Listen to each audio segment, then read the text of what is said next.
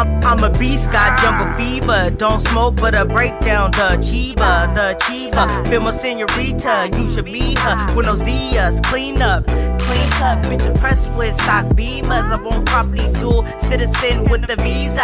My niggas Ninja Turtles, call me Tracy Sensei. Knock him, mold me a nigga, get out. Welcome to Ghetto Poet Podcast. This is your ghost with the most, Bella Martrice, and this is our 30th interview. Yeah. Actually, woohoo! And it's December 30th. So how you feel about that, Paul? I feel really good about that. 30 on 30? Yeah, it's pretty dope. Right on. So that's the way to end the year, Miss Bella. That absolutely is. So for our last guest for 2024, we have Faaye in the building. How you doing, Faaye? Yeah, I'm doing good. That's what's up. How's your holidays been? Been good, just with the family. That's all that matters to me, really. That's what's up. That's a good thing because I feel like a lot of people gets kind of put under the rug, you know, and it's more about capitalism a lot of times. So yeah, way too much. Yeah. So would you have any plans for New Year's? Maybe a bonfire with the family. Invite me. I want to come. I love bonfires. You want to come to the valley? maybe. So you're a singer. You're an artist. You do fashion. You have on a really dope outfit. I wish everybody could see it. Should I stand up? Oh, please do. Go for it. It's so cool. And you got some cool tattoos. Give your lower thirds there. Here we go. The ribbons? So what got you into like all this creative expression? Honestly, for as long as I can remember, I've just been this way. It never like was a time in my life where it just came and I'm like, ooh, I want to do that. I've just always been a drawer, a singer, a dancer. Yeah. And you're Native American, right? Yes. Would you mind talking a little bit about that? I don't mind. So I consider myself Cali made, which not just me, but many other California natives. And to me, Cali made is like, it tells a lot of the history in our blood and our DNA. So for example, the Spanish came and they built all their missions along California and they really enforced their Christianity and their way of life. And so they started down in Mexico though, when they did all that, started their missions down there and they came up the coast. Well, my blood, it contains Mexican, Spanish, and Native, California Native. So to me, that's Cali made. It just tells the history in my DNA and who I am and how California came. Oh, that's pretty dope. Do you ever express that in any of your music? No, I haven't really wrote a lot of music about being Native. I mostly just write. Most of my music has been for fun. Oh, okay, that's interesting. But you make jewelry. You have on some dope jewelry too. That's a nice piece you got on right there. Got the California state. I don't know if the camera can zoom, but and that's abalone. Yes. Yeah, that's hella dope. California abalone with the matching earrings. That's fly. And with the match. Yeah, I was about to say. So do you sell this stuff? I do on my Instagram. If people follow me, they could do custom orders. Or just see what I have coming up. Oh, okay, that's what's up. So, how was it? Because I wished I could sing so bad. And my grandmother, I remember, I was like, I'm gonna be a singer.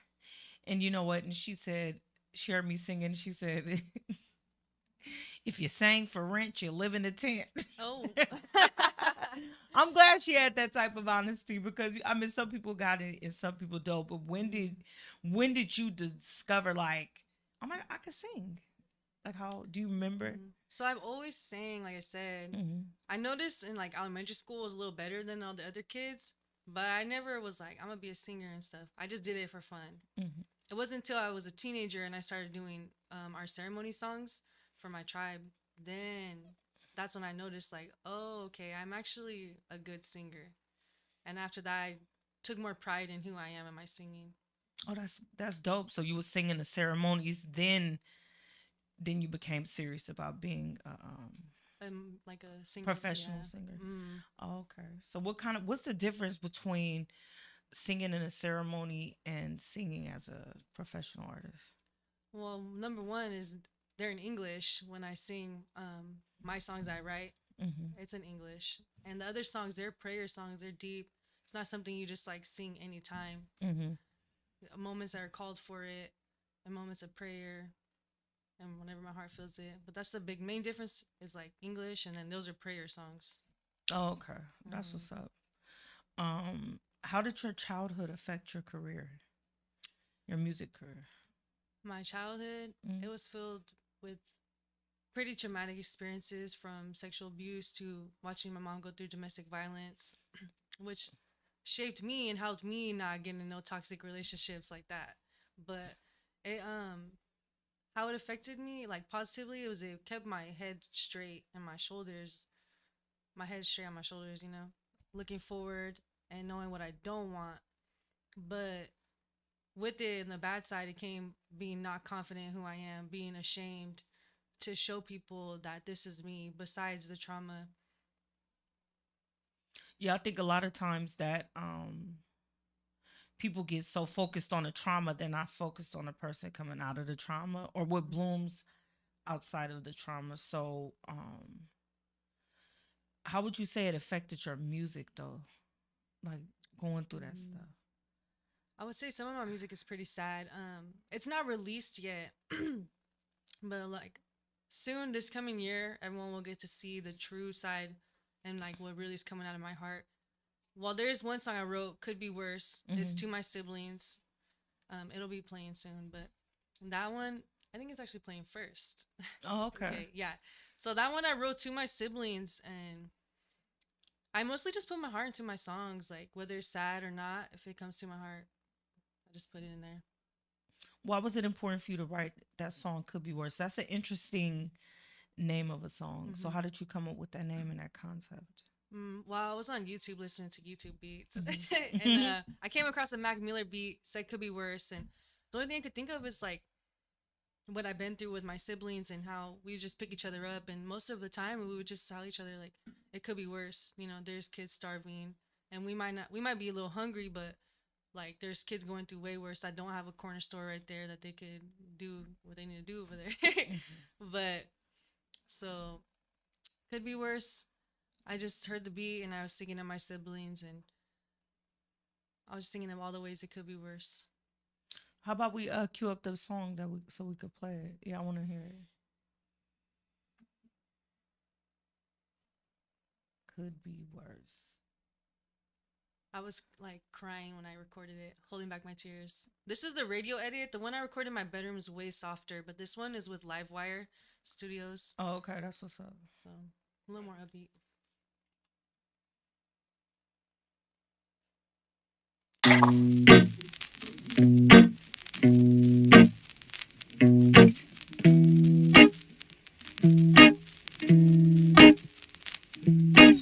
It could all be worse. I know, but it still hurts.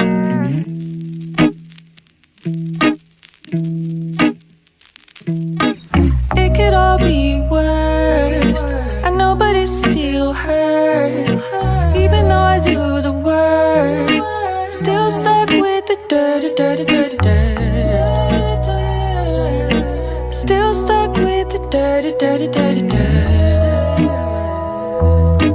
Mine still has hurt, hurt, hurt, hurt. Pushing on, even though I'm struggling, because I got my baby cousin, my baby brother, my baby sister, and I'm the big sister. I cannot give up.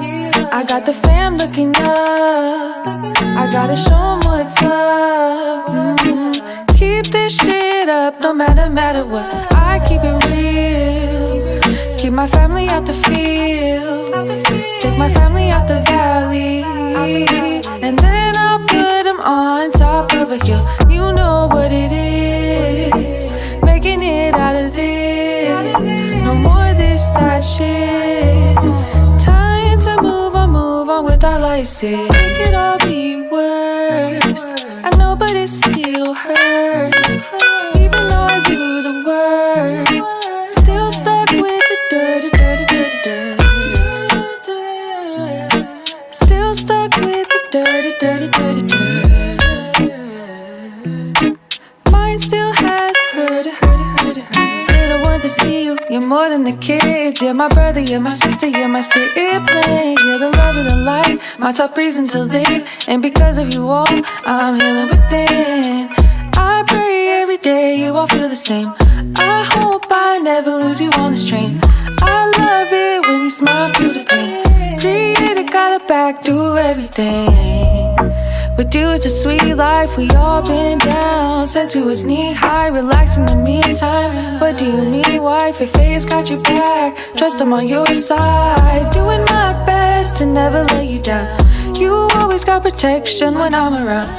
Praying you all don't have to fake a smile.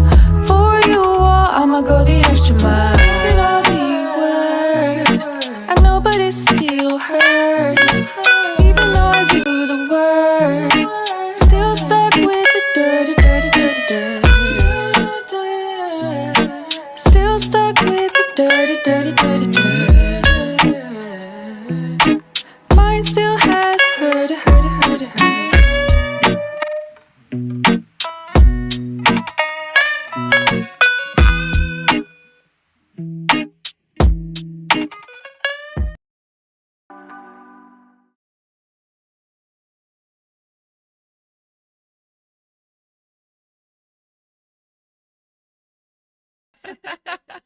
What genre would your music fall in? It's so cute. You know what I'm saying? Like, I'm like, my brain is like, where would that go? Like, or would.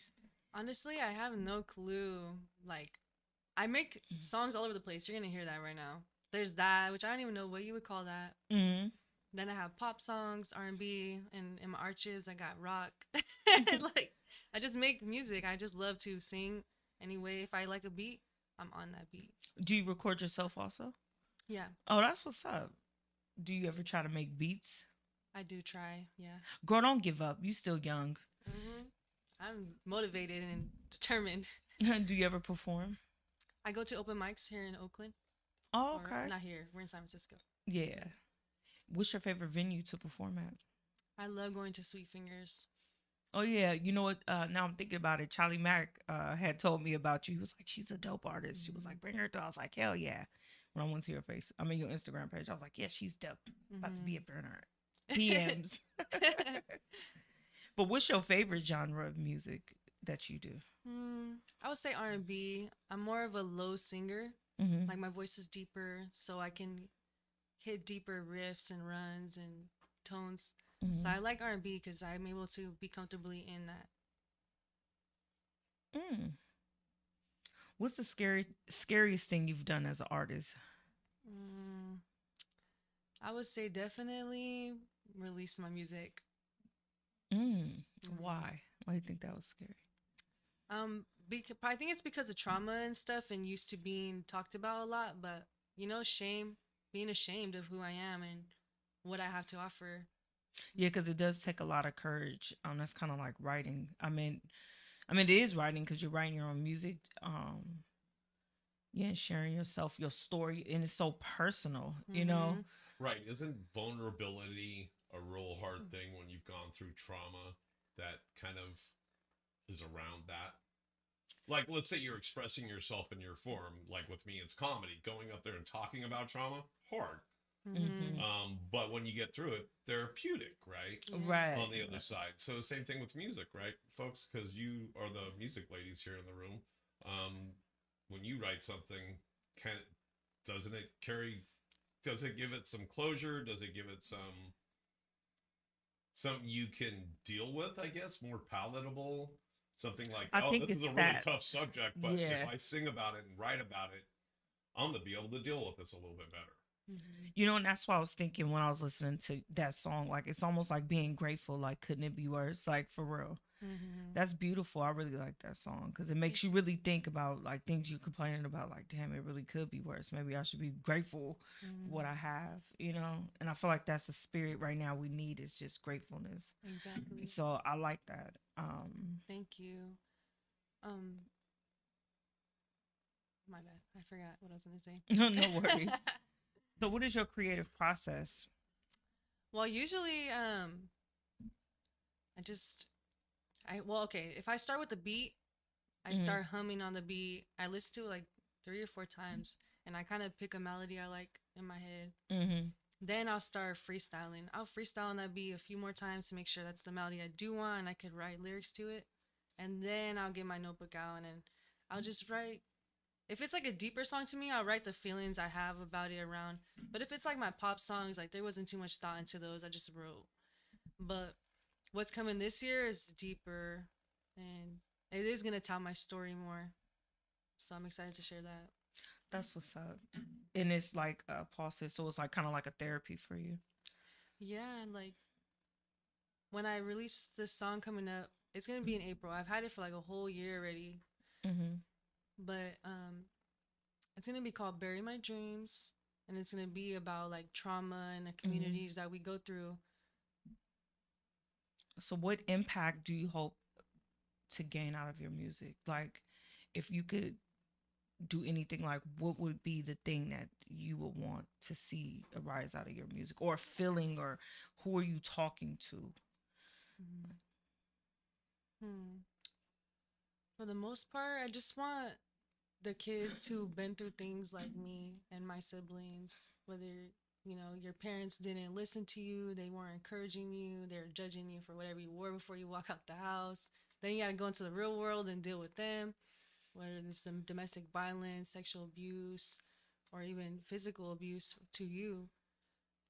I just want people to know that like we're gonna probably go through the hard way of dealing with the trauma, drugs, alcohol, hurting yourself, giving yourself away freely to feel something. And I just want people to know no matter what you do, you could start again. You could start fresh. You're still gonna remember the trauma, but you can heal. You can heal and show yourself to the world and not be ashamed and do what you want. Follow your dreams. That's what's up. What's your favorite song so far that you've made? That I've made? Mm-hmm. I would say I Can Be Lonely. I Can. Mm-hmm. I really like your the titles of your song. Because most people titles be kind of boring, but yours are really like, this is what it is. Mm-hmm. And I feel like it makes me more curious as a listener. Like, if I was to just read, there'd be certain people's song titles be like, eh. But yours are like, couldn't it be worse? Mm-hmm. I Can Be Lonely. Yeah. That's dope. Like, and what's that song about? Thank you. That song, it's about, I mean, I had multiple thoughts in my head, but most of it was about people coming into my life and selling me a dream. I'm kind of gullible, not naive, and I trust my gut, but I'm a little gullible, so I will fall for it at first. But people come into my life, sell me these little dreams, and it's just not what they say. And I like realized, well, I'm the type of person to put my all into somebody, or even it doesn't matter what it is, my brother, sister. If it's in that moment, I'm in that moment. So I just took a step back, and I'm like, I could be lonely. Like that's to all those people who like don't reciprocate or trying to take from me, trying to come in, sell me dreams, and they don't mean it. And it's just I'd rather be lonely than be around fake love, pretty much. Right. That's what's up. Let me see. I had a really good question for you here. So how long have you been doing music? I've only started for a year. Oh, wow. And honestly, I have to say this. What really got me started with my music is my little brother. He makes music too. His artist name is Korsami. He's pretty cool. I like his music a lot. He's one of my favorite. I don't know if that's a biased opinion, but so what kind of music does your brother do? It's along the lines of like Juice WRLD. He kind of does like a sing rap. He got little harmonies and hums in there, and then he raps. Oh, that's dope. And what's his name? Korsami. So it's KXRSAMI. Oh, okay. That's what's up. So he was already putting music out there and stuff. Yeah, I've been telling him for a long time because when we were younger, we would harmonize together and we would record. And I knew he had vocals, but I would tell him, bro, make music. Like, do it. You could do it. I know you can. I believe in you. He was, nah, I don't want to. I'm too shy, whatever. Next thing you know, he comes out with a whole album. He had like 12, 13 songs on the album. Oh, wow. And he's all, look what I made. And he just drops it. And I'm like, what? So next thing you know, I'm like, okay, I'm motivated to do what I got to do. Because he did that whole album in his bedroom. And it's good. It's really good album. That's what's up. So I have a two-part question. Have you been to a lot of studios? Like, have you recorded at a lot of different studios? No, so far I've only been to two, and that's been with Livewire Studio, and I went into there with Sacramento's number one Prodigy. He did Side of You for me. Okay, that's what's Mhm. up. Okay, so the next questions I was gonna ask, kind of that kind of X's it out. But would you want to talk about some of your positive experiences in the studio? In the studio, it's just a lot of fun in there. I love being around people who care about my songs as much as I do. Um, Even if it's just because they're getting paid. Like, I still just love the energy. I don't know if I've just been around the right people, but the energy. I love going to the studio and having that professional ear. They teach me a lot. Like, I'm just a bedroom artist, so coming to a studio, they teaching me so much. Oh, okay. So what can we expect from you in the future? Like I know you about to drop an album and you say you've been in two studios. So who would be like some artists or some producers you would like to work with in the future? I really liked working with Prodigy. Oh, okay, He okay. was really good. I like Livewire too. I'm Hmm. honestly, other than them, I don't really know who else. Those are my favorites. That's what's up. So you working with your favorite artists and labels. So I Hmm. mean, I um, had seen Jay Stalin posted Livewire, and I grew up listening to Jay Stalin, so I was right. like, he's gonna hopefully notice me when I'm gonna go back in there and do some work. But I almost had the chance to get on his latest album. I think Okay, it was that's what's Scarface, up. Okay, yeah. but for some reason my phone didn't notify me, so it's too late Drop for the that carrier. opportunity. Drop that carrier. Well, Right. well, you still here, so he know what time it is. It's like you better Hmm. get at her, Jay Style, and get her on his next album, and maybe you jump on hers. He'll see me. Yeah, I'm not for giving up. sure. He can see my Yeah. work. And what people can expect from me is more singing. Mhm. My songs, I haven't really found my voice, but now, like, I know who I am and I know what to give the people. Well, it's me, but What do you feel like changed in between, like when you first start recording and now? I feel like I wasn't accepting my voice for who I am. I have a deeper voice, I have deeper tones. Mhm. That's how I sing. Like, I can do pop, it's fun, but like, pop is not where I fit, it's not where I sit. Mhm. Hmm. So you already working with the people that you want to work with. What else? I was gonna ask you if you could change anything about the music industry. What would it be? Hmm. If I could change anything.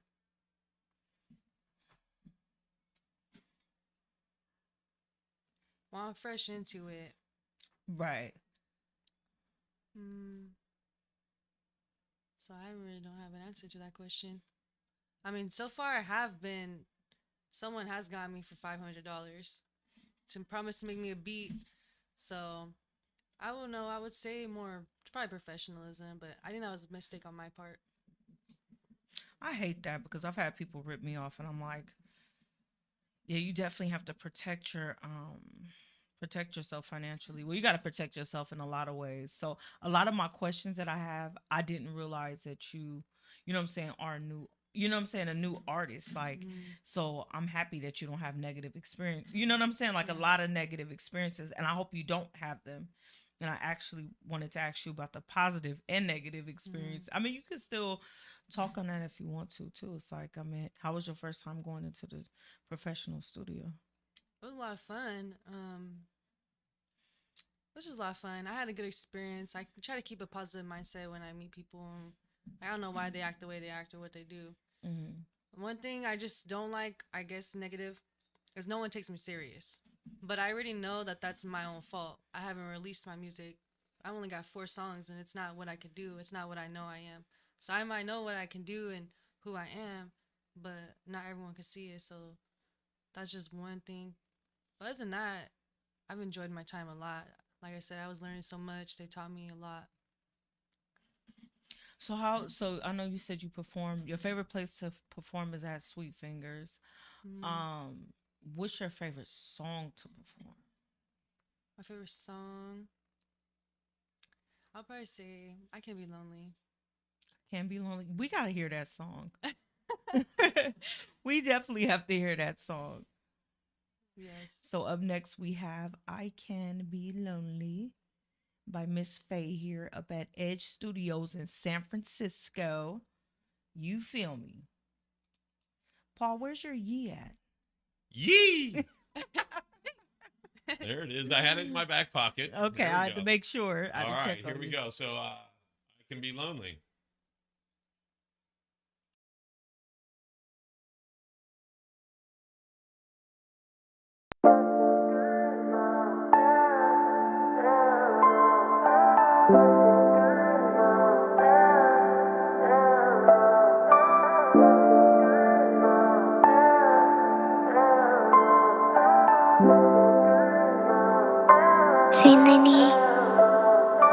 I can be lonely, baby. I can be so shady. I can really drive you crazy. Still want me to be a lady. I'm split into two worlds, trying my best to contain this old hood girl.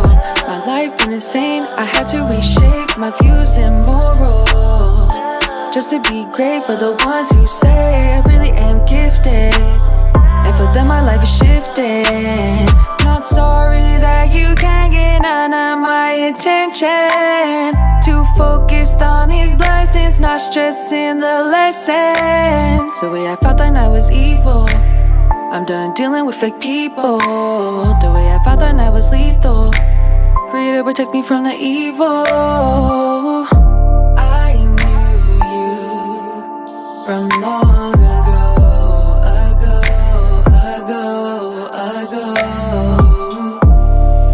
I knew you were trouble. I knew you were trouble. I can be lonely, baby. I can be so shady. I can really drive you crazy. Still want me to be a lady. I had to take a step back. I was losing focus and you had me off track. Words didn't match the motion, but you swore you'll give me all you had. Thinking of you while I'm toasting, you'll be praying I fall down bad.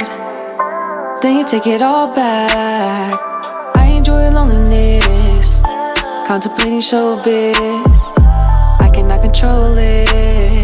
I think that I belong to this. My aura be glowing, energy flowing, manifesting that I'm focused. No one can control this. You knew me from long ago.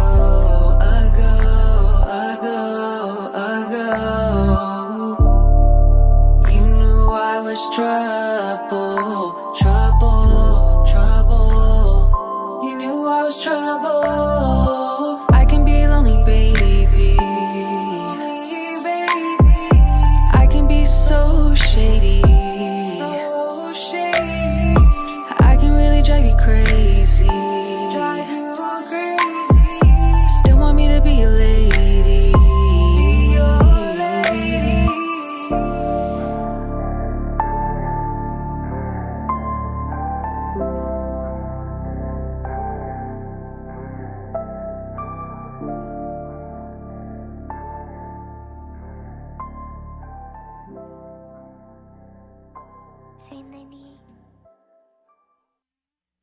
I really like your voice. Yeah, and I like your music. That's what's up. So, how is it navigating the music industry as a Native American young woman? One, not a lot of, I feel like California natives are not getting recognition. I know so many California native artists who are not being shouted out and just not recognized in our own communities. But I feel like it also has to do with where we're at. Mm. We're in California, and I feel like it doesn't matter what race you are, but I could be wrong. But so far in my 23 years of life, I've noticed it's a very hateful place. No one wants to see you doing better than them. And it doesn't mean they don't want you to see you doing good, but definitely not better than them. So they're not going to support you until like everyone does it. So that's number one, is like the hardest thing is I see all these other artists, Canadian natives and this across the states, New Mexico and Lakota Nation, they're all their artists are really popping and they are putting in the work. I listen to them every day. I love their music too. But there's no recognition for the California natives, and a lot of those natives, they come to California, to LA, mostly, specifically Tongva Nation. They come over there, and they're not honoring the nations. They're getting more recognition than the tribes are already here, and we're so many tribes, so many people like that have been pushed to the side by all the cities, and we're not recognized for our art and they're just bringing other natives. That's the hardest part, is being a California native and trying to get just your community to listen to you. And it's hard because we're in California. I feel like a lot of people don't have the heart for it. And, I don't know if you can understand what I'm saying or if I'm wrong about this. That's not a experience that's unique to you. A lot of, just in general, Bay Area artists don't get the recognition, don't get the play.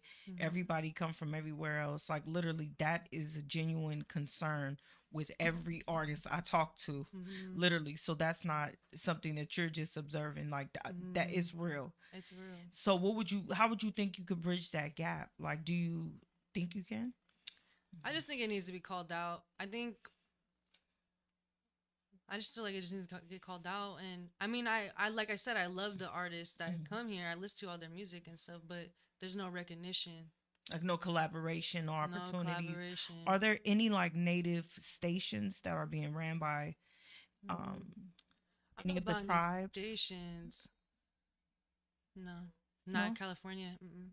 Oh, okay. So what kind of access does the other tribes have that we don't have out here? So far, honestly, how everything is shared, I don't have Facebook or nothing. I don't use TikTok, but I have Instagram. And so far, Indigenous TV is the one who promotes everybody. Indigenous TV? That's the name of it? Yeah, the page. Oh, okay. So boom. So Indigenous TV is a page on Instagram that shares all the native artists and stuff like that. Okay, that's what's up. So that's where you find these other artists at also? So follow them. Okay, yeah, for TV. sure. That's what's up. So that's where you get the other artists from also? That's how I heard them. Well, also too, there was like a res party in Vegas last year that I went to with my people, and I met some artists over there, like Stella Standing Bear. She was not big at that time, but she got my heart right away with her songs. So she's doing good. But how does your culture keep you grounded as far as the music industry so far? Well, number one is sobriety. Okay. I'm sober, so no one could get me at the open mics, like, here, have a drink, or like no one could change my mindset and try to get me into some crazy situations. Right. And, I feel like even with alcohol, sometimes you get affiliated with the wrong people and your vibes are not right, but the alcohol's blocking it. I like to be very in tune with myself and the vibrations of the people coming around. That is an excellent thing to do, and keep that about yourself, because I feel like you just hit the damn nail on the head with the hammer, is that alcohol does distort, the reality, and make you looser than you would normally be. Block your senses. That's what's up. I think that stay like that. It'll help you navigate things a lot better. So what do you do for fun? For fun, I do so much. I'm a girl of many hobbies and skills. I don't really watch TV, but sometimes I'll watch true crime or I love food. What's with women in true crime? I had seen a meme about it. We won't even go there. I asked my wife because I get she's watching. That's what she's watching right before we go to bed. Me too. Really? Then having nightmares. I go to sleep. But do you take notes? No, I don't.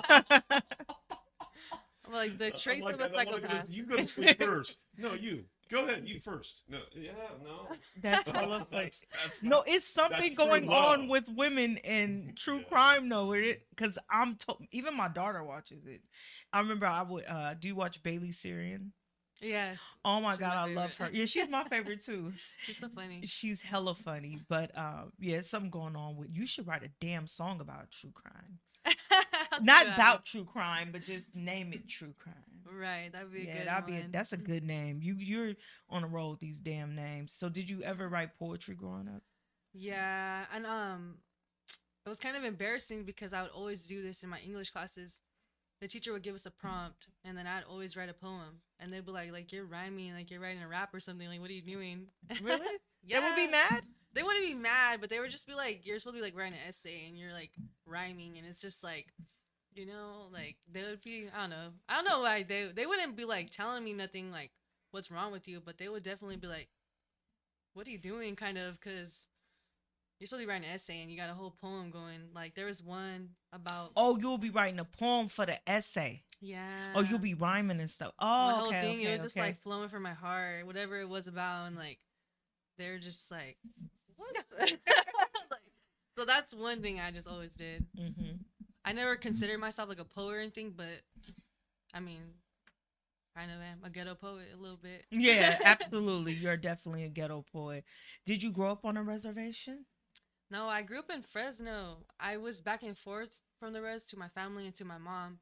Like I said, my mom was Mexican. Well, I didn't say that earlier, but I'm half Mexican and half Native. So my mom was Mexican. I grew up around that. And then I would go occasionally to the res and be a part of it. It wasn't until like 16 that I really was actually like, I did more. Because before I would just go to the res and be with my family. Mm-hmm. And that was it. Now I'm more involved in the schools, the ceremony, just everything. Okay, we have a question from DZ Shakur. That's my cousin. He said, who influenced her the most in music, or who does she most aspire to work with? I feel like I kind of answered that question already. I mean, she already answered it, but what about, is there anybody who you would want to work with, like a famous musician? Like, I want to work with Stella Standing Bear. who is that? Oh yeah, that's She's the a native native chick. artist. Oh, okay, And okay, I was okay. so shy to meet her in the Res Vegas. She was standing there. Like, this was before she had like a fan base and everything. And this was my chance to talk to her. But I just got so, I don't know, ashamed and scared of who I am, and felt like I wasn't worthy of talking to her. Why? I don't know. I get in my head. I'm stopping that now. Okay, good, yeah. But now, like, I'm waiting on that collab. I already wrote, she had put this song out. It was a remix to Teach Me How to Dougie, but it's Teach Me How to Skoden. I have a verse already, but I don't know how to use TikTok, so I haven't, like, collabed with her. But one day, she's going to see me, and I'm going to see her, and we're going to collab. Oh. I already know. What's been the best advice you've been given so far? In life or in the music? Both. Well, life, number one, is just cherish your siblings because they're the longest here with you. Mm-hmm. But with the music, an artist, Banzo Third, he's coming up in Desi hip hop. He's an Arabian artist, I believe. Don't quote me on that, but his name is Banzo Third. I had linked with him one time, and he told me it doesn't matter how long you take to write your music. Don't let these people rush you. The producers, like, if you feel like you need to take the time on your music, if you need to get those vocals right, then do it. Don't worry about no one's time frame. Get your song out how you want it, how you love it. So that was the best advice for me, because before that, I was worried about pushing people's agendas. People wanted me to hurry up. And they felt like if I didn't hurry up, I wasn't ready. When that wasn't it. It's just, I'm a bit of a perfectionist, and I wanted to sound how I wanted to sound. Right. And I think that is a very good thing. It's not to let somebody influence. I mean, just take away what it is that you want to do, you know, like to stay organic to yourself. Because I think sometimes it's like, for me, I have so many songs that wasn't finished, or I don't know how to write bars and all that type of shit. And I would be like, okay, no, I'm publishing a song like this because I like it like this, whatever. And now, guess what? I've been seeing more people that's been just doing that. So I feel like when you just be organically yourself and do what you want to do, you know what I'm saying? It will keep you fresh and interesting anyway. Like, because if you become cookie cutter, like, how you gonna stand out? Right. So how or where do you get your fashion influence from? Because it's such a hybrid. Do you get what I'm saying? Like, I see a lot of stuff going on.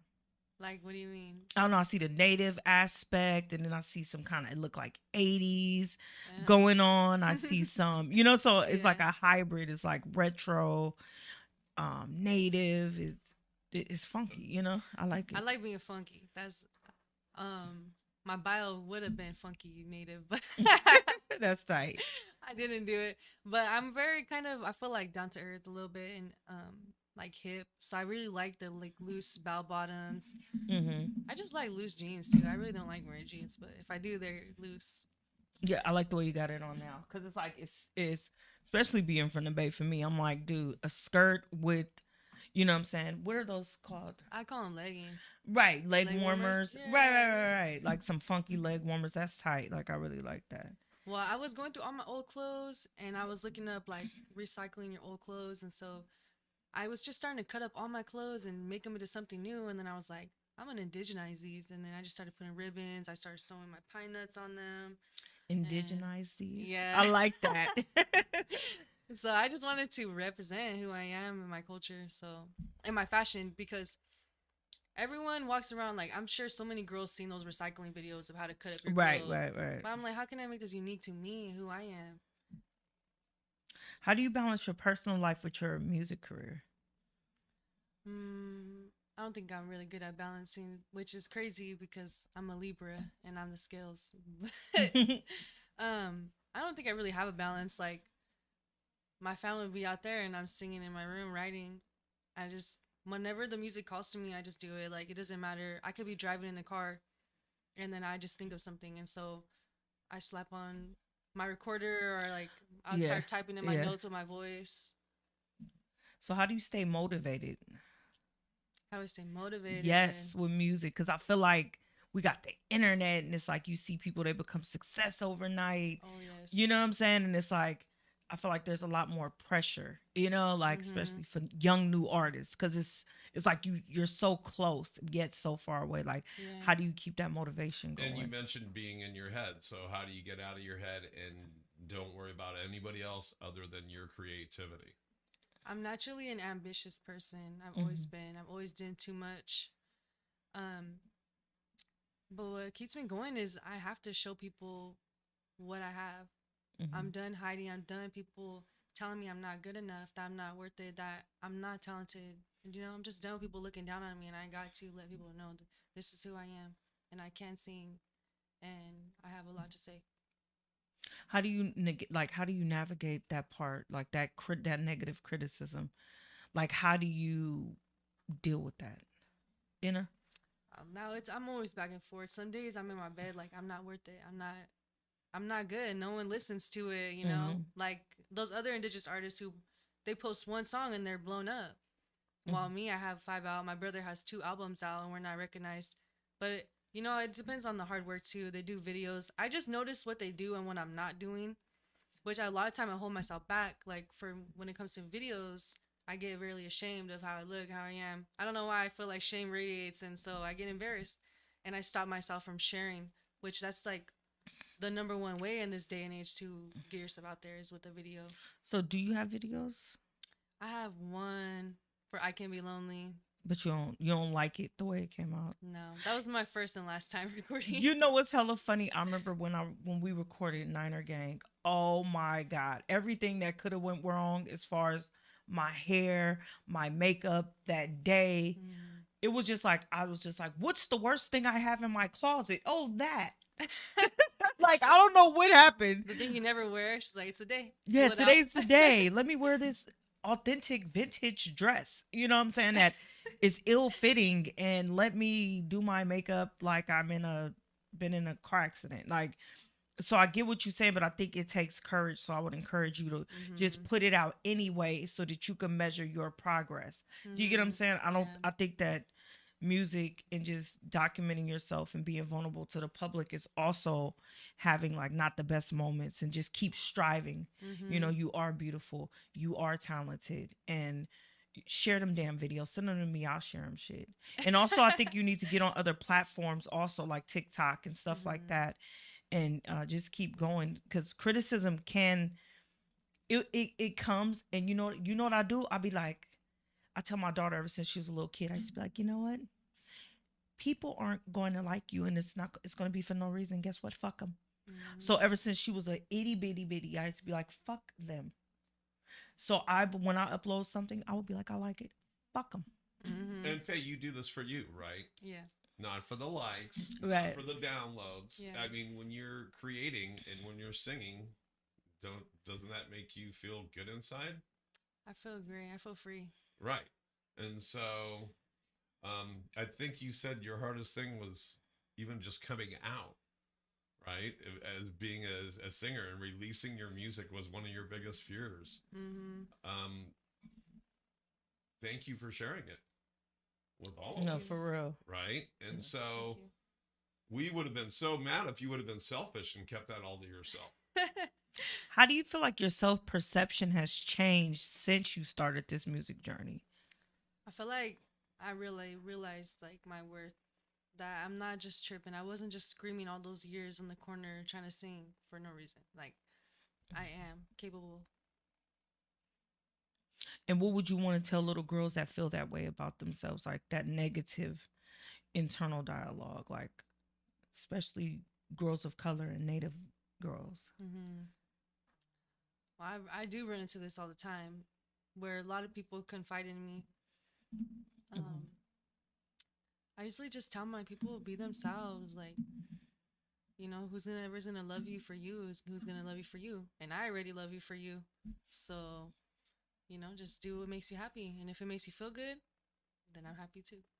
That's what's up. Can you share a memorable fan interaction or experience? I only have one so far, and it was on my res at the pool. It was funny. It was probably another tribal member. I'm not too familiar with everyone on the res, especially when they're like age gaps and stuff. So he was an older man. I forgot his name. I feel bad. But I was swimming in the pool, and I had literally just did a cannonball in like 12-foot water. And there comes this guy like, "Hey, Faaye," and I'm like, "What?" And he's just trying to talk to me, and I'm like, "I can't hear you. Hold on." So I had to swim to him and come out the water.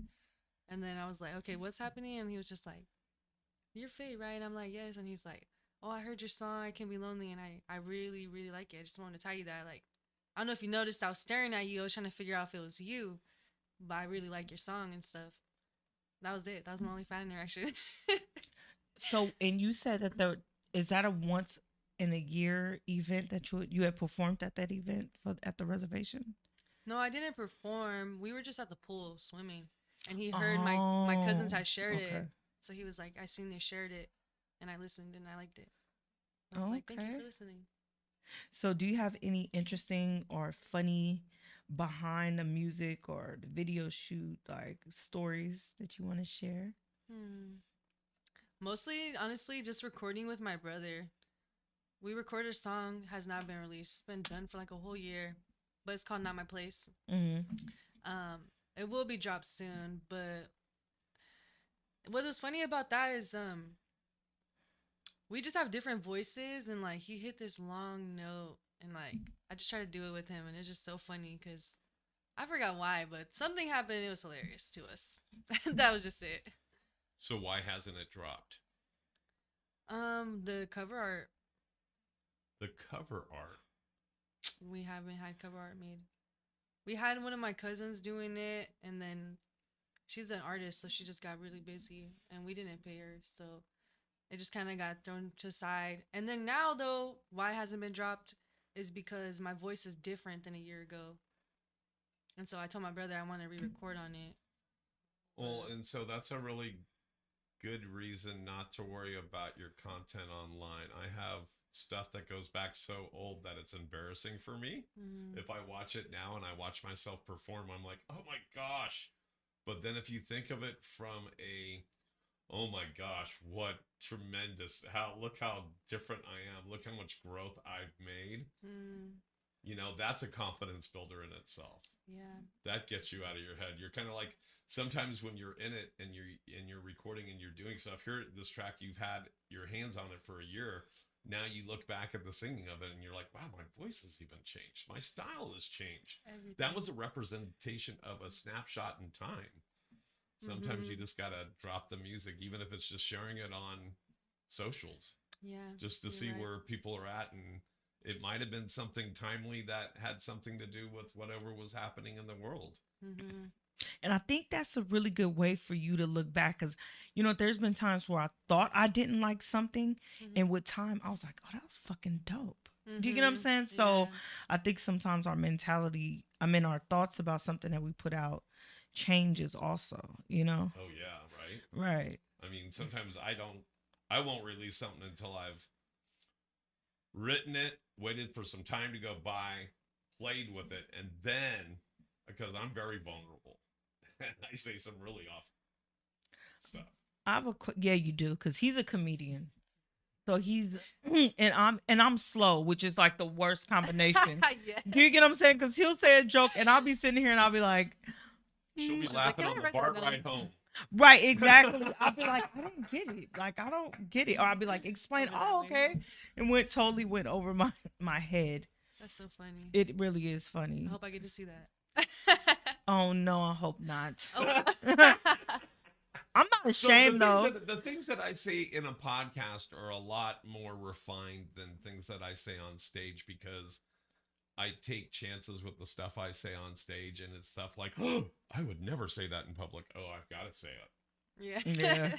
The stuff I say in here, you'll see me once in a while when you two are talking, and I'll laugh to myself, or I'll yeah, those are the times where I'm making jokes in my head, and I'm like, yeah, I can't say that. That's not appropriate. Hmm. Okay, boom. I got another question for you. So, have you ever felt like giving up on your music? A lot of time. How do you get through that? Mm. Well, I just check myself, really. I'm like, girl, you want to cry around because you dropped a song and no one's sharing it or listening to it. But what have you really done to promote that song yourself? Like, you can't just expect everyone to be sharing, sharing, sharing. That's when I get on myself about, like, you need to just do your makeup and make a video. Or you need to make a video. You need to make a video. That's really it. People want to see who you are. Who is this person behind the speaker? You know? Right. I would just say make sure it's good to push yourself in a direction to want more and make things better as an artist, but don't beat yourself up by beating yourself up. Don't say, man, nobody's listening to this and everything. I guess I should be making a video. These are all good things. This is the creative process. This is telling you guys what you should be doing, but you just have to tell yourself, I know it's good. I enjoy it. The guy at the pool loved it. Right. You got to say, my brother's like digging on collabing with me. There's other artists and so it's getting the exposure. It's getting the right audience. And once you find an audience, you don't have to go looking, they'll find you. Mm-hmm. So. Thank you. What's been a big milestone that you feel like you've crossed in your career so far? I would mostly just say the shame of the trauma I've been through. Yeah, it really clouded my life. I felt like for a long time, that's all my life was. And it took me like growing up and realizing, no, I have the power of my life to choose where it's going. And if I choose to stay in that shame and feeling like that's who I am, instead of like what it made me, I'm not who the shame is. I'm what it made me.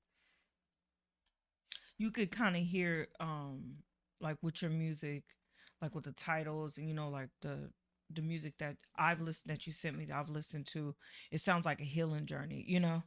And I know me as an artist and me as I wouldn't say fan. I hate calling myself a fan because it means fanatic, which I'm not a fanatic or nothing. But as somebody who admires your work, that, it's like, to me, you get to meet a whole person. Do you get what I'm saying? It's like, I think a lot of times, like, people want to achieve that one-dimensional kind of Beyonce kind of figure, to where it's like, it's all, like, at one point, you know what I'm saying? Like, you didn't know nothing about her. She just danced and sang and boom, she was gone. But it was like, you didn't get intimate. Like, what is your trauma? What is your pain? And I think that type of symbolism is negative for us to be looking at and admiring that. I think it's more courageous. I think it's more healing for even listeners to, when you get a real dose of that reality. And I feel like that's a beautiful thing that you're willing to share that, because there's a lot of people that have been through it. I haven't met many people that haven't been through trauma. Everybody I know has been like over traumatized, So I think keeping that narrative is us sharing and us learning how to prevent it. Like, how have you, like, I know music is probably something that you used to cope with your trauma, but what has been some other things that has helped you? Definitely ceremony. Before, I used to do bad coping, And at 16 though, I finally like moved onto the res and just chose different. I think getting out of the city, I don't know what it could have been like, stay in the city and not being native. Being native is really what saved my life, I feel like, because I was going down a wrong road of drugs and alcohol. Not no hardcore drugs, but just bad choices. And so yeah. So you said ceremony. So how would you describe like the way it affects you, or would you mind taking us like through a little walk of what a ceremony is? Okay, so what really like for me was the sweat lodge. So the sweat lodge is we build it out of willow sticks, put a tarp over. We have medicine bags hanging. Whoops. And we have our medicine man. He'll be there to like lead the sweat for us. I'm usually a fire tender if it's like a woman's sweat, because it could be divided between men and women separate, or it could be together, and we call that like a community. Well, if it's like a woman's sweat, I would tend the fire. We build it a certain way, so like the rocks are facing to the north, and it's like it all means something to us.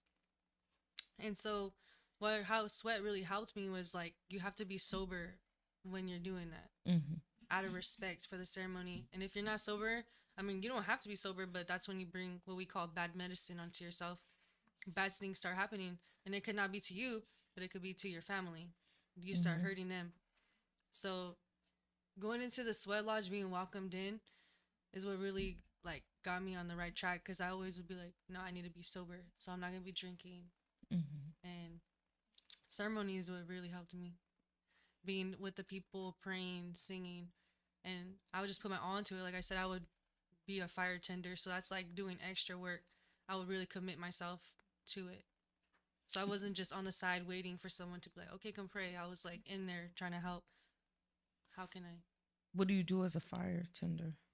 As a fire tender, we build the fire for the lodge, for the sweat, and we just take care of it. So when we're making sure it's burning, we make sure those rocks are nice and red hot, and then when it's time, the sweat leader will be like, all right, it's time for sweat. So we'll scream sweat to the whole res. And then we'll let people go gather in there. And then the fire tenders will be back. And then we'll be the ones to like get the wood off of the rocks. And then we'll pull the rocks into the lodge. However the sweat leader requested, everyone's different. They only want some, or they want to leave some in there for the ancestors and the fire. Or like, it's just always different. So we just wait for like instructions, really. Okay, so we do have some more music from you. And also I want to thank our live listeners.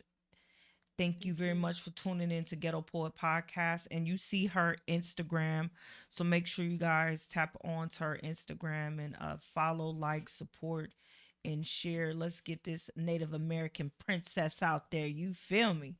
So what song do we have queued up next, Paul? That's a great question. We have I think it's Desire. I believe it is Desire. Okay, you want to tell us a little bit about the song before we play it? This is the first song I really wrote, and it was just for fun. I was with my friends. We recorded in the bedroom. They're old friends now, but it was a lot of fun. We were trying to record. Oh, I was trying to record I Can Be Lonely. But he told me, I'm not gonna expose him or anything, but this guy told me he didn't like the way my song was sounding. It just wasn't.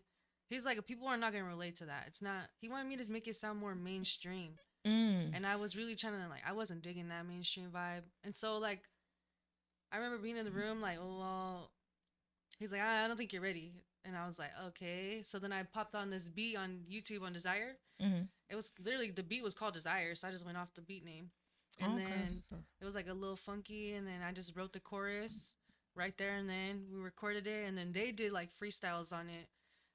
That will never be shared because, like I said, they're old friends. But after that, I went to my room, wrote my courses, and it was literally all just fun. Okay. Just fun song. Just because I could. Yeah. But this is the first song you recorded, though? Yeah, first song I recorded. Okay, that's what's up. So here we have Desire.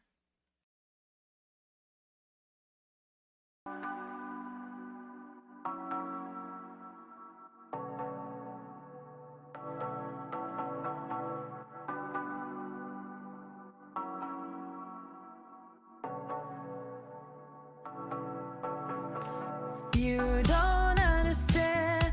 You're so fine, I gotta make you my man.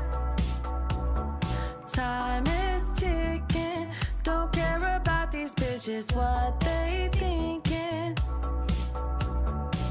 Murder for hire, I get what I desire. So that chick you got to get by her. Murder for hire, I get what I desire. So that chick you got to get by her. Now the jig is up, you can stop the skid. I know that I'm your favorite native. You walk in with her, but I'ma leave with you. I get what I desire, the boy had to choose. I ain't keeping him, he's an easy dude. You tweaking, thinking I'ma beef with you. Met him this weekend, he bought me shoes. Gucci, Tommy, and Dior, none of that foo-foo. He got me skipping in all the stores. He ain't tripping, said my money is yours. That's a spirit, I might call you some more. I like to hear it, but I ain't a whore. Shit, he's with it, and I adore. He's different, I cannot ignore. He's gifted, someone's man for sure. I'm lifted, feel like it's soar.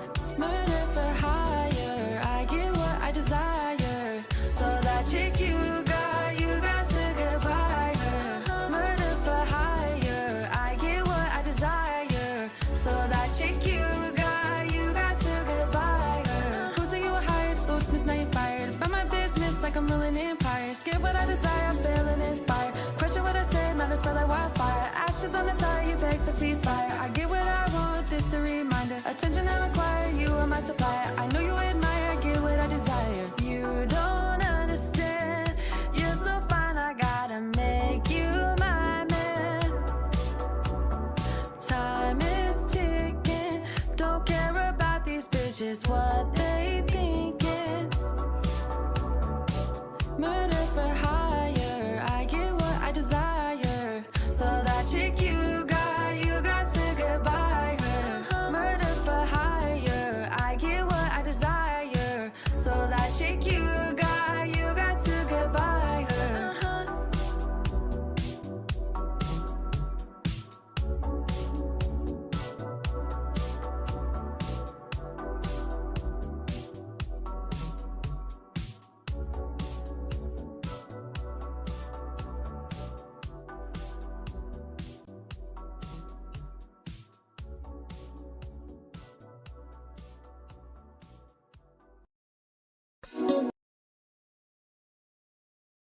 Well, no, I didn't.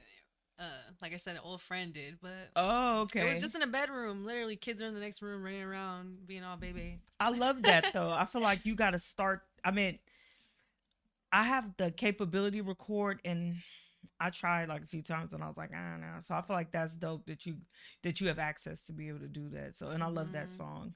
Thank So you. fuck that person that said, "Oh no." That's good. Did you feel good after you put it out though? Yeah, I felt great. Like I said, it makes me feel free. Like I stop myself, I hold myself back. No one does it. I'm my worst critic, and so I felt so free doing it.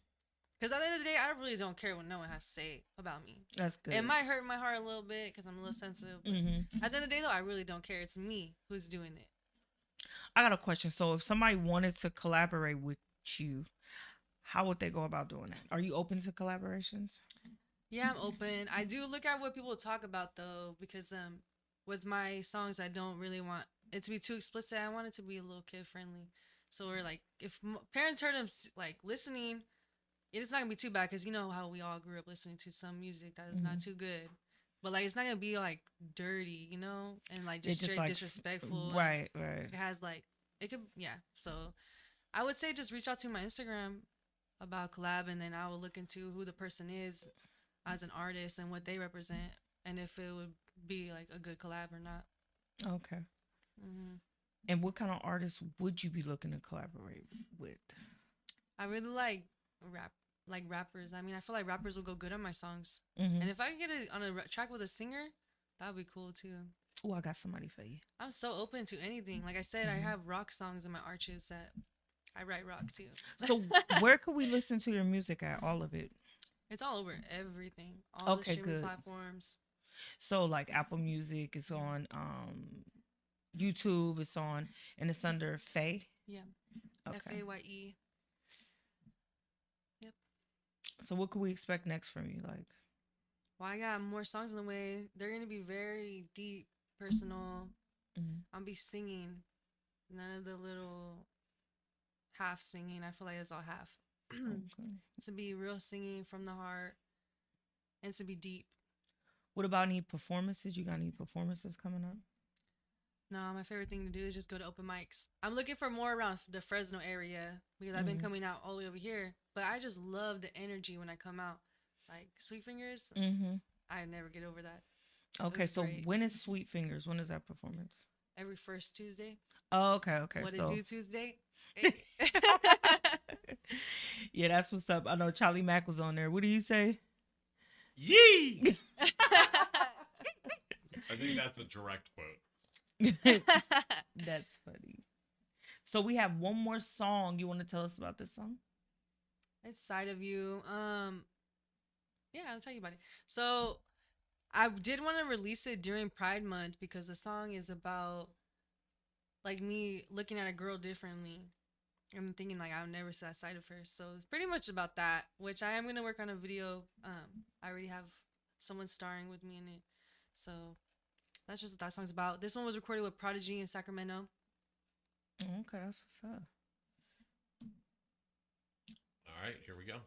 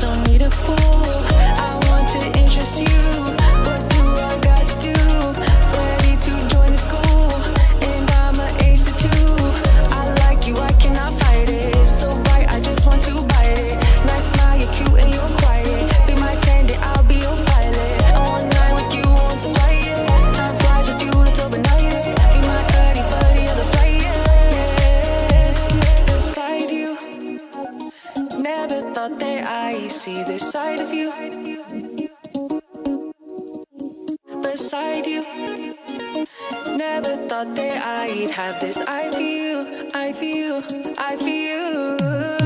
known you for quite some time. Seems like you're destined to be in my life, be in my life. So when we go do this, can we take our time? We can even take all night. Can we take all night? Can we go have some fun? In this moment, you're my number one. Lip color treat just like a plum. Character sweeter than a honey bun. Definition of perfection. Whatever you want, I'm at your service, hun. I'll cover you when times are tough. All you gotta do is trust and love. Don't be shy, I'm here to hold ya. So baby, come on over. I meant everything I told ya. Didn't lie just to get closer. It's up to you to believe it. All I've ever done was dream it. Now it's real, not just a tease, yeah. Beside you, never thought that I'd see this side of you. Beside you, never thought that I'd have this. I feel, known you for quite some time. Seems like you're destined to be in my life, be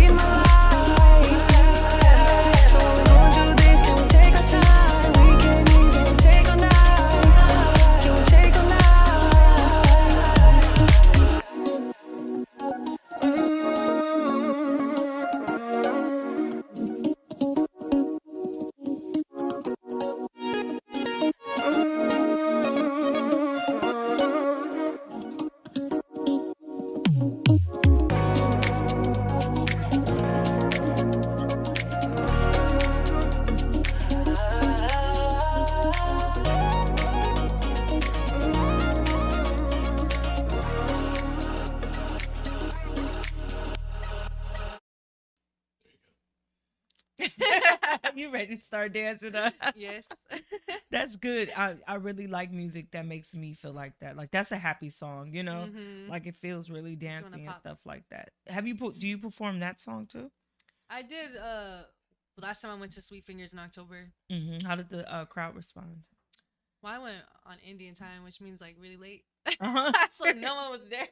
But I had a good time. And whoever was there though, they enjoyed it. That's good. Yeah. I love open mics when there's different cultures and people expressing themselves. Like I've thrown a lot of open mics in my life, and whenever there's somebody that's different, it's always so refreshing. And I feel like the cultural exchange is really important. Like I feel like in music, it bridges so many um it bridges so many cultures and communities together. So I have a question for you. Is there anything that you want to share that you think is very important that you would want the people to hear? Yes, I do. I want to talk about the history of the Central Valley, specifically Tulare Lake, to keep it short, because there's so much history to talk about. But Tulare Lake made a comeback. I don't know if you guys heard about that over here. Did you hear anything about it? Or no. I read and go across so much stuff. I'm not sure. Okay, so the valley, it's all dried up right now, right? It never used to always be like that.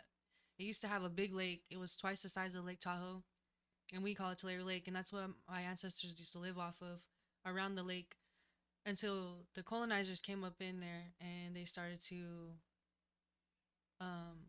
push the natives out to the land that no one wanted, and they started to flatten the hills and take from the water to for their ranches, for the fields and stuff. We started doing all that work over there. And so they would push the natives aside because we were trying to stand up for the land. We've seen what they were doing to the lake, and we depend on that lake. So we were trying to stand up to them, and they didn't like that, so they started to murder our people. They did the bounties, like you collect the scalps of my ancestors for 25 cents. Oh wow. Yeah, it was really the Governor Burnett. He's the one that pushed that issue. He wanted all the natives gone, and he told the ranchers, like, just go claim the land. Go claim it. Go build your houses. Don't even worry about the natives. Like, we're gonna take care of Just them. kill them. Yeah, don't even worry. Just You know what? Especially around the holidays, how do you feel? Like, how do you navigate the holidays with that type of history? I mean, a lot of, especially African, Black people out here, a lot of us have a Native American blood and ancestry. But and we know a lot of our history, but how do you, as a Native American woman, navigate like Thanksgiving? Like, what is your feelings on Thanksgiving? I used to be really depressed on Thanksgiving. Like, I would be depressed. I'm not lying. I would be fighting tears all day and just be sad thinking about what's happening. You know, things are unchangeable. I get that. Like, I've been told that can't go backwards, right? But you think about it, and I'm just like, it's just so unnatural what's happening to the land. It's killing the land. It makes me sad, and I think about all the people who have been murdered for people to be striving on this land. And I used to be really depressed, but now I don't look at it in such a depressive way. I'm more just like, okay, I'm grateful for who's here and what I have now. And now it's a different time to be indigenous. We're getting a lot of recognition and a lot more help. And I hope it doesn't change, but it's been easier to get through the, Holidays. Do you have any weird feelings around Christmas, or was there any like significant things that happened out here during like Christmas? Or I just know that our people starved. Like, they drained that lake, and that's what we depended on. So when the winter seasons came, it was hard because, like I said, Governor Burnett, he told everyone, go pick a land, go pick your piece. Well, they left us with the land that no one wanted. And it was literally like the bottom of the lake, whatever was left of the lake. And they didn't want it. So I know that my people had to walk from like Lemoore to Kalinga. And that's like a 60-mile walk. And a lot of people died in that walk. And then they were trying to make us set up our reservation over there. But then they discovered oil. So then they had us walk back to where we're at now. And that's in Lemoore. And so we were on the land that none of the ranchers wanted. And it had like this alkali dirt that is not supposed to grow no food, not supposed to grow nothing. So we practically, they wanted my ancestors to die out there. And there was like 13 members left, I believe. oh my God, how big was the population before that? I heard from like history is that there's about 70,000 tribal members that not tribal members but natives that lived around the Tulare Lake, and we were the biggest group in California of natives. To you know how big the Central Valley is, like that was us right there, and so we call ourselves like the Yoka people, and that's because we have the same dialect when we talk. So our words are kind of similar but different, and so the dialect is Penutian. So like there's Tachi, there's Tuli.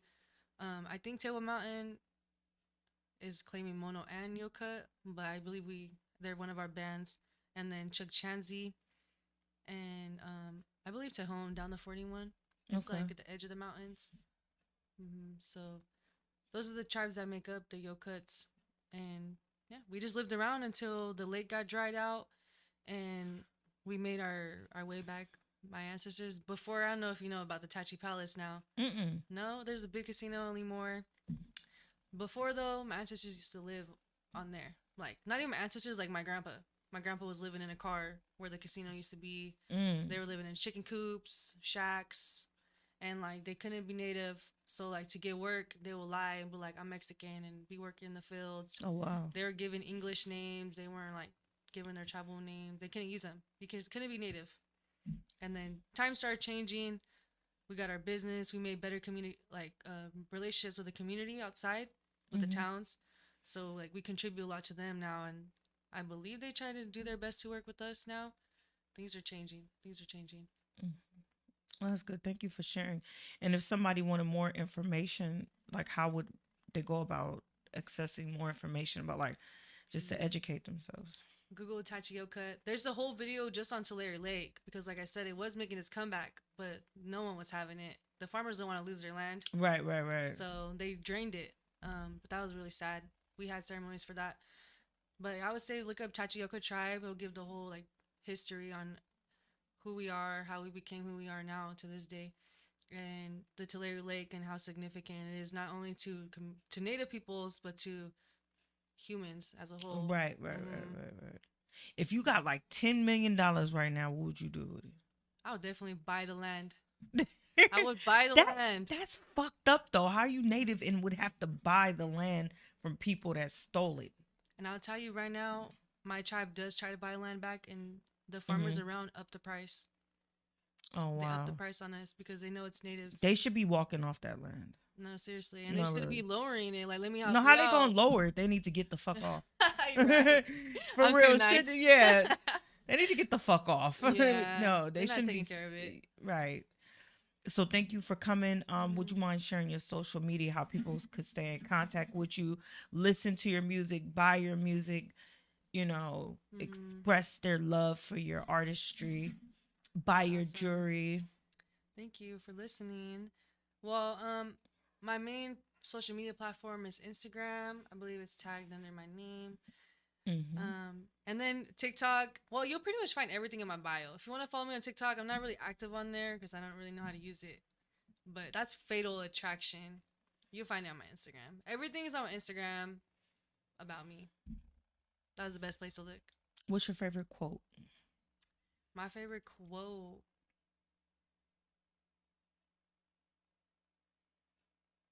I don't know. Every time I think of it, I think it was looking for them better days. Like Tupac. That's tight for sure. That's what's up. So thank you for your time. Thank you. Everybody go out and go get some of her music and go follow her on Instagram and be like, girl, where that video at?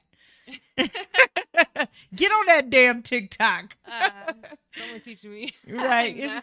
I've been learning TikTok, dudes. It's not that hard, I swear. You guys you're going to learn it just in time for them to ban it. Really? Yeah. They're trying to It's ban really it. going to be bad. I thought Yeah, that was and just like don't bad worry, your rumors. hero's going to come and save it. Donald Trump. Oh, I don't know. I don't know about that one. That was a joke? No, he's trying to get them to stop. Oh, good. Oh, okay, good. But him being your hero, yeah, I was joking. Yeah, he ain't my hero. Not like that. I'll invite his ass on this show. He's like a supervillain. Right, he really is. You think about the cartoons and how like the supervillains come in trying to take over and destroy everything. That's what I think of. Yeah, well, thank you everybody for tuning in Ghetto Poet Podcast. I'm gonna take my ghetto ass home and enjoy me a nice meal. Everybody be safe. Thank you, Happy New everyone. Year's, and like I said, be safe out there. Stay dangerous, man. This is Bella, and we out. Peace.